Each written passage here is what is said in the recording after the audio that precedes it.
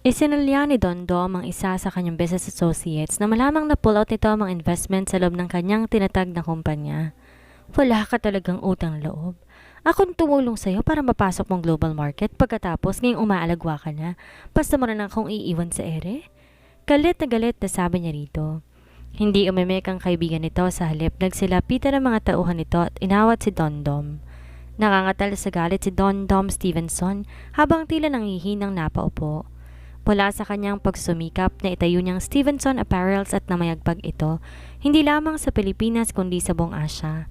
Hindi kailanman nagkaroon ng interes si Miguel na pangasiwaan to, maski ang kanyang kapatid na ama ni Tyrone hindi naniniwala na makakaya niyang palaguin ang negosyong to kung kaya kailangan niyang tulong ng kanyang mga kaibigan at mga magulang ni Rochelle para lumawak at mapasok ang international market. Yung mga panahon kasing yon wala pa siyang ganong kakayahan dahil halos ama ni Miguel ang may kontrol sa Stevenson Incorporation. Anak lang kasi siya sa labas kaya't ang dami niyang gustong patunayan. Kaya pinasok niya ang textile industry at dekada 90, tinayo na niya ang Steven Apparel. Namayagpag ng husto ang kanyang kumpanya ngunit lately, unti-unting humihina ang takbo ng kanyang negosyo. Masakit para sa kanyang makita, unti-unting bumabagsak yun at iniwan siya ng kanyang mga business associates. Marami nagbenta ng shares ng mga to. Mas lalo tuloy siyang nagagalit kay Miguel dahil wala itong interes na patakbuhin ang kumpanyang ito. At ngayon nanganganib na mapatalsik siya bilang CEO sa kumpanyang kay tagal niyang pinagsumikapang maitatag. Hindi yata niya matatanggap ang gayon kapag nagkataon, kaya't gayon pa lang pinakikiraman niya na lahat ng board of directors. Kailangan na sa kanya pa rin ang loyalty at tiwala ng mga to. Sir, dumating na po si Don Fernando, sabi ng kanyang sekretarya. Tumango siya rito at inutusang papasukin ang dumating. Matagal niya nang gustong makilala ang matanda dahil isa ito sa mga pinakamayaman, hindi lamang sa buong Asya kundi maging sa buong mundo. Nangako to sa kanyang tutulungan siya sa kanyang mga problema at ipapakilalang kaisa-isa nitong anak na babae na magaling magpatakbo ng negosyo. Sigurado raw siyang maibabangon nitong muli ang kanyang kumpanya. Naisip niya baka ito rin ang pagkakataon para mapahanapan si Miguel na mapapangasawa. Total, sinukuan niya na ang pagrereto dito kay Rochelle dahil ginawa niya ng lahat pero di pa rin siya nagtagumpay. Napansin niya simula nang mawala si Almira kailanman, hindi na naging maayos ang relasyon nila ni Miguel. Mas lalo sigurong di siya nito mapapatawad kapag nalalaman nito ang kanyang ginawa para lamang layuan siya nito. Pero wala siyang pinagsisihan. Tama lang na nawala sa buhay nitong babaeng yon. Mas gugustuhin pa niyang tumandang binata si Miguel kaysa magpunta sa babaeng yon. Tumayo siya nang pumasok sa kanyang opisina si Don Fernando. Nakasuot lamang to ng simpleng puting t-shirt at maong na pantalon. Medyo kupas ang suot nitong sombrero. Sino mag-aakalang napakayaman na matandang to na sa tansya niya ay hindi nalalayo ang edad sa kanya. Ni di marunong pumustura sa loob-loob niya habang tinitingnan to mula ulo hanggang paa. Lalo nang mapansin niyang nakabalat na tsinelas lamang ito. Hindi ba siya nito nirerespeto at basta na lamang humaharap sa kanya ng ganitong bihis? Ngunit hindi siya napaghalatang hindi niya nagustuhan ang bihis nito.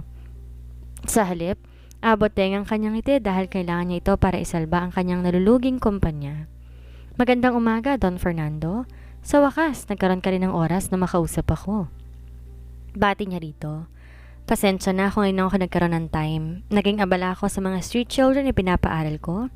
Sagot ng matanda. Kaya ngayon lang kita nabigyan ng oras.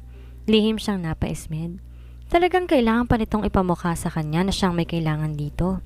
At mas inuna pa nito mga batang lansangan kaysa sa kanya. Oo, nalulugi ang kanyang kumpanya pero hindi siya basura. Mas lalong hindi siya pulubi para itrato nito na pangalawang priority lamang. Ngayon pa lang di niya nagusto ang vibe ni Don Fernando. Kung di nga lang malawak ang impluensya nito baka itinaboy niya na ito palabas ng kanyang opisina. Yung proposals ko ang... Bago pa nito patapusin ang kanyang sasabihin, nakita niyang tumingin sa wristwatch ang matanda na tila nagmamadali. Kumunot ang noon niya. Kararating lang nito ay parang gusto na kagad umalis. Don Fernando, may lakad pa ho ba kayo? Pasensya na, Dominic. Anitong ini-address lamang siya sa kanyang pangalan. Actually, yung anak ko ang makikipag-meeting sa'yo. Siya na bahalang pag-aralan ng mga proposals mo. Nagpunta lang ako dito para personal kang imbitahan sa kanyang darating na kaarawan. Isama mo na rin ang kaisa-isa mong anak. Hindi ba't ang sabi mo gusto mo siyang makilala ng aking unika iha? Kailangan mong dumalo sa kaarawan ng anak ni Don Fernando. Matigas ang tonong sabi ng ama ni Miguel sa kanya nang tawagan siya nito sa telepono. Parang walang narinig, tinuloy niya ang panonood ng TV. Simula nang umalis si Almira sa kanyang mga farm na siya naglalagi. Binitawan niya ng kahit anong may kinalaman sa mga negosyo ng pamilya Stevenson. Maski ang itinayong negosyo ng ama na Stevenson's Apparel, hindi niya pinag-interesan kahit pa ilang beses itong nakiusap sa kanya na tulungan siya sa pagpapatakbo, lalo na ngayong dumadaan to sa malaking financial crisis. Malungkot na malungkot siya ngayon dahil kaarawan ngayon ni Almira. Ang daming bumabalik na mga laala sa kanya. Para nagsisikip na naman ang dibdib niya. Miguel, naririnig mo ba ako? Dinig niyang sigaw ng ama mula sa kabilang linya ng telepono. Naririnig ko ho kayo. Matabang na sagot niya rito. Malaking investor si Don Fernando at gusto ko magpa-impress sa kanya, lalo na sa anak niya. Tulungan mo ko. Samahan mo akong dumalo sa kaarawan ng dalaga niya. Giit nito. Di ako interesado. Sagot niya rito at saka ini-off ang telepono. Natigilan siya na naputol ang programang pinapanood niya para sa isang mahalagang balita. Kumunot ang noon niya habang nakatutok sa TV. Bahagyang napaunat ang katawan niya nang waring nakita niya sa screen si Almira. Isang malaking selebrasyon na magaganap ngayong gabi bilang pagdiriwang sa ika-27th na kaarawan ng kaisa-isang anak ni Don Fernando Montemayor. Si Don Fernando Montemayor ay ang nag-iisang Filipino na napasama sa listahan ng 100 richest person in the world sa rank na 5th place. Anang field reporter habang hinahabol ang papaalis na dalaga. Nakuna ng kamera ang side view nito ngunit saglit lang at hinarang ng mga bodyguards ang field reporter. Di niya alam kung nabubulagan lang siya pero si Almira talaga ang nakita niya at kasabay ito ng birthday ni Almira. Alam niya imposible pero biglang naging curious siya sa katauhan ng anak ni Don Fernando kaya mabilis niyang tinawagan ng ama. Dadalo ako? Maikling sabi niya rito at pinatayan na itong muli ng telepono. Tumayo na siya at pinuntahan ng kanyang piloto para sabihin dito, babalik na sila ng Maynila. Masyado mo naman yatang pinag-aaksay ng panahon ng ampon mo, Tito Fernando. Ako na tunay mong pamangkin, hindi mo tinrato ng ganito ka-espesyal. Kailangan pa bang ipakilala ninyo sa madla ang babaeng yan? Inggit na sabi ni Giselle sa kanyang tiyuhin. Humaba ang nguso niya na makitang iniaakit ng mga tauhan nito ang 4 na gown na susuotin ni Almira para sa birthday celebration nito. At talagang 4 na beses pa siyang magpapalit ha? Hindi maipagkakaila ang selos na nararamdaman niya. Tuwing birthday mo, binibigyan din naman kita ng bonggang celebration, hindi ba? Sabi ni Don Fernando sa kanya. Pero syempre, mas espesyal ang kay Almira dahil anak ko siya. Tito, hindi mo siya anak. Paalala niya sa matanda. Pero tunay na anak ang turing ko sa kanya. Sagot ni Don Fernando dito. Isa pa, sariling pera ko naman ang gagastusin ko, kaya di ko obligasyong magpaliwanag sa'yo. Pagkasabi nun, mabilis na siya nitong tinalikuran. Madilim na madilim ang anyo, sinundan niya ng tingin ng kanyang tiyuhin. Simula nang dumating si Almira sa pamilya nila, parang mas talong di na siya napansin ng kanyang Tito Fernando. Di siya papayag na ang babaeng yun pa ang magmana ng lahat ng kayamanan ng kanyang tiyuhin. Sila ang tunay na kapamilya kung kaya nararapat lamang na sa kanila mapunta lahat ng mga maiiwan na matanda. Yamot na pinuntahan niya si Almira sa dressing room nito. Mas lalo siya nakaramdam ng inis na makita itong mukhang Diyosa sa ayos nito. Di niya alam kung bakit kailangang paritokin na siya ngunit di man lang niya nahabol ang kagandahan nito. Giselle, bakit di ka pa nakabihis? Kunot noong tanong ni Almira na makita sa Giselle na nakabathrobe pa.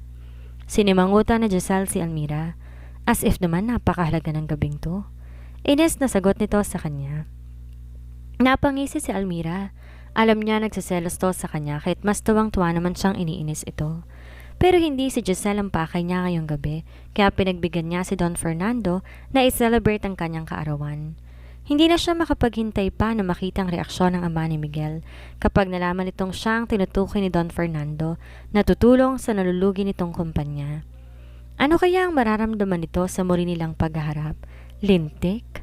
Nagngangalit na naman ang kanyang mga bagang sa tuwing naaalala niya ang nangyari sa kanilang mag-ina ng araw na yon. Napalingon siya nang pumasok si Gaston bitbit ang malaking pulunpon ng mga bulaklak. Maging si Giselle napatingin doon. Ipinabibigay ni Jeffrey sa'yo, sabi ni Gaston sa kanya. Nagpupuyos ang kalooban ni Giselle. Naagaw na nga ni Almira ang Tito Fernando niya, pati ba naman ang kaisa-isang lalaking minamahal niya? Maaagaw pa rin ito. Hindi. Hindi siya makapapayag. Wow, thank you. Sabi ni Almira na napangisi nang makitang pagbusangot ni Giselle. Alam niya may gusto to kay Jeffrey pero siya ang kursunada ng lalaki. Ang sarap talagang maging maganda, hindi ba? Pagpaparinig niya. Kinindatan ng kanyang makeup artist na si Jovan. Waring nagets nitong ibig niyang sabihin. Ang lakas ng tawa nito. Sinabi mo pa, masarap maging maganda dahil lahat ng lalaki nakukuha mong atensyon. Di gaya ng mga pangit, walang option. Kung anong dumating, mabuti nga sana. Kung may darating, kaso minsan, wala rin eh. Sabi nitong lumakas ang tawa. Gaya niya, inis din to kay Giselle noon pa man. Palibase may pagkamatapobre si Giselle at lahat ng mga staff sinisigawan nito. Pinariningan niyo ba ako, ha? Inis na tanong ni Giselle. Ang sabi ko, yung mga pangit. Bakit? Pangit ka ba? Nakataas ang kilay na tanong dito ni Jovan. Inis na lumabas ng dressing room ni Almira si Giselle. Sa isip niya, may araw din sa kanyang mag-among yon.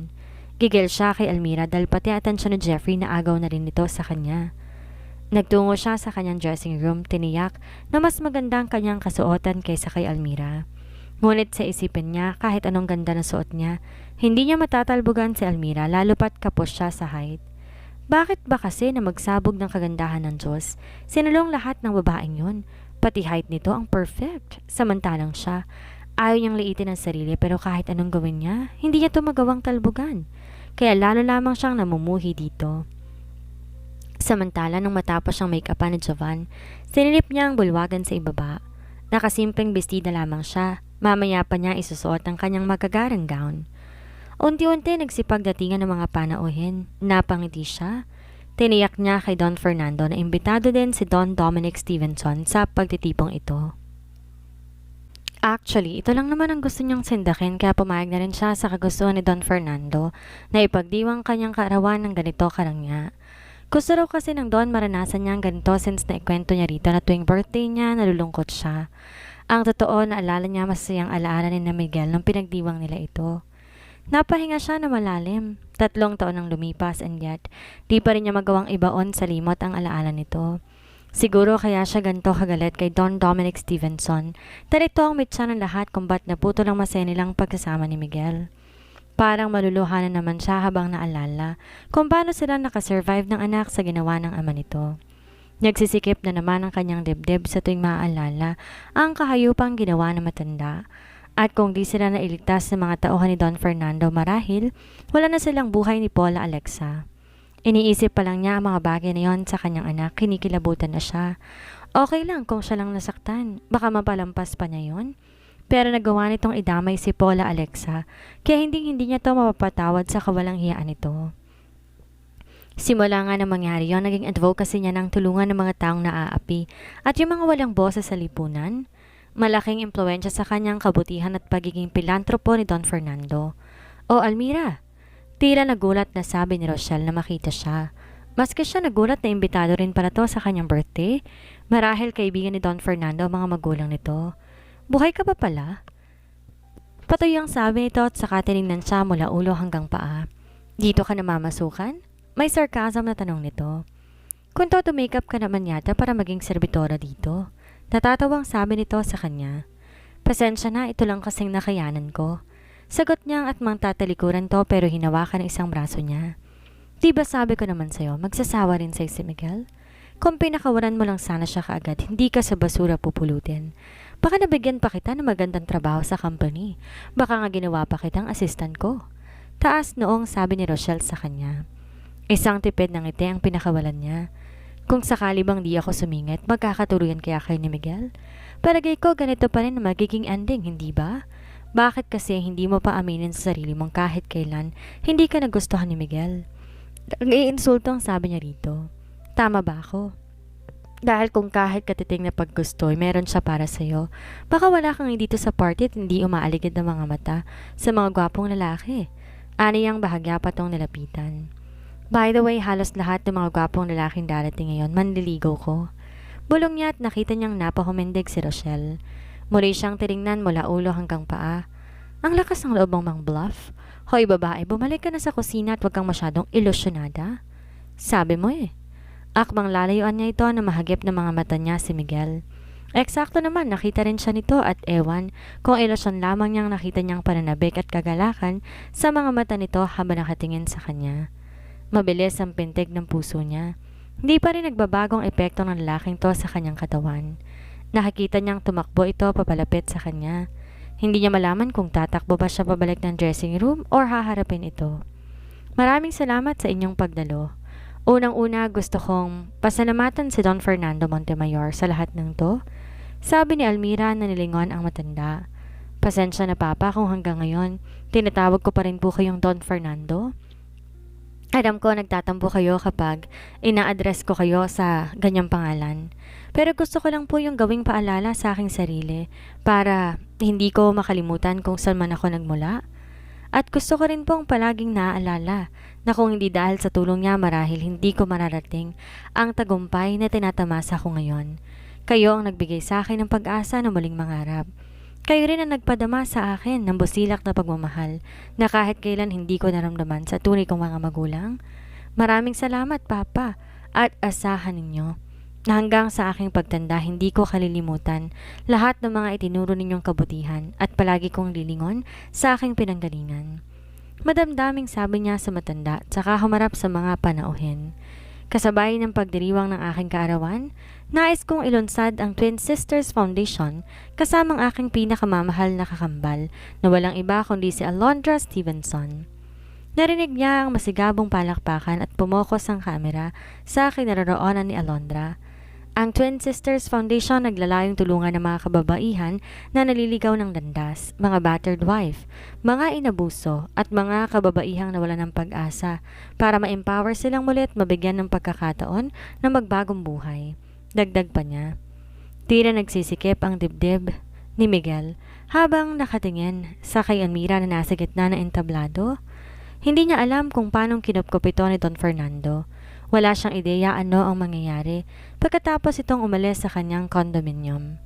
Kaya pala hinarap na siya nito sa kung sang lupalop, ngunit hindi niya ito natagpuan. Talaga palang nagtatago ito at ay magpahanap. Ngunit isa lamang ang sigurado niya habang pinagmamasdan ito. Napakalayo na nito sa dating Almira na nakilala niya. At di niya alam kung matutuwa siyang makitang pagbabagong yon. Parang di niya na matatagalan pa ang nagaganap. Masyado siyang ginulat ng mga pangyayari at pinahirapan na proseso lahat ng to kung kaya't nagpa siya siyang umalis na.